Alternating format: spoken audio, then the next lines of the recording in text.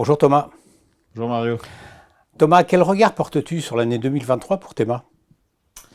Merci pour cette question Mario. Année 2023, une très très belle année pour Théma, une très forte accélération.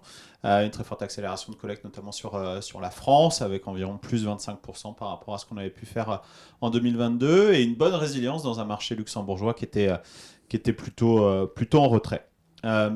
2023, c'est également une année avec beaucoup de changements sur l'aspect financier, avec depuis la fin de 2022 le retour du rendement, et j'ai envie de dire le retour peut-être de nouvelles solutions financières ou de solutions financières qu'on avait un petit peu oubliées. D'abord avec le grand retour des fonds datés, ensuite avec une très forte activité sur le marché, également pour Théma, sur les produits structurés, que ce soit sur les produits traditionnels structurés, base action tels qu'on avait pu les connaître, mais également sur des sous-jacents obligataires avec des produits à 100% capital garanti. Et une très forte activité encore en référencement sur les unités de compte traditionnelles et également sur les actifs privés. Donc une année pleine de dynamisme pour Théma. Merci Thomas de ce point. Alors le sujet Value for Money fait bouger la place. Comment se positionne AXA Théma sur ce sujet et quel impact cette recommandation de la CPR aura-t-elle? C'est effectivement un sujet sur lequel on est régulièrement questionné. J'ai l'impression que ça inquiète beaucoup de nos partenaires CGP et courtiers, avec un impact qui sera somme toute assez limité pour AXA Théma. Ça fait des années qu'on est diligent à la création de valeur pour les clients, si je traduis un petit peu mot à mot le value for money. On est en train de finaliser les listes de fonds et les analyses, mais le nombre de fonds qui devraient être impactés stricto sensu par ce sujet frais se limite à quelques dizaines pour nos contrats Coralis et donc devrait avoir un impact somme toute assez limité pour nos distributeurs. Alors la diversification est une des composantes de la stratégie d'AXA Théma. Pour autant, la concurrence se multiplie sur les offres sur le fonds euro. Alors comment analyses-tu cette évolution?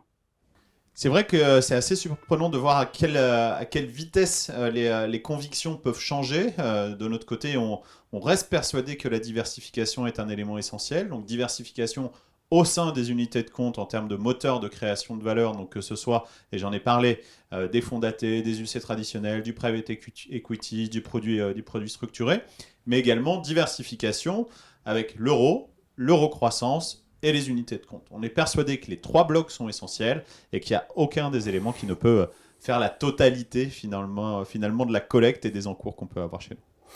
Très bien. Alors au-delà des aspects financiers, quelles sont les ambitions et priorités pour AXA Théma pour 2024?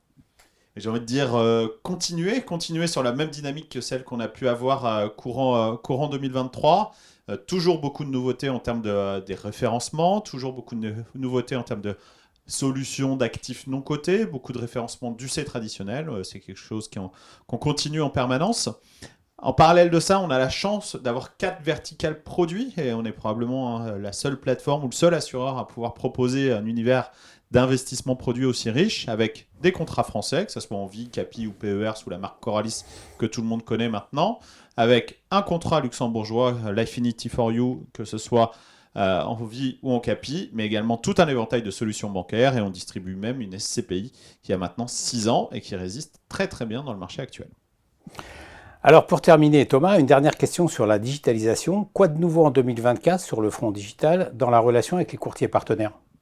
La digitalisation est effectivement un élément essentiel et on est en permanence en train de développer et améliorer nos nouveaux outils sur l'ensemble des verticales produits que j'ai pu décrire plus amont. Je pense que l'élément essentiel, c'est peut-être ce qu'on a fait en 2023 au Luxembourg, puisqu'on a livré la possibilité de réaliser des arbitrages en digital sur une plateforme qui est déjà assez avancée, puisqu'on permet la pré-souscription en ligne, y compris pour les personnes morales. Donc un niveau d'avancement dont on est très satisfait au Luxembourg et plein de développements par ailleurs et d'autres chantiers. Eh bien merci Thomas, ce point complet sur l'univers AXA Théma et à très bientôt. Merci beaucoup Mario. Au revoir.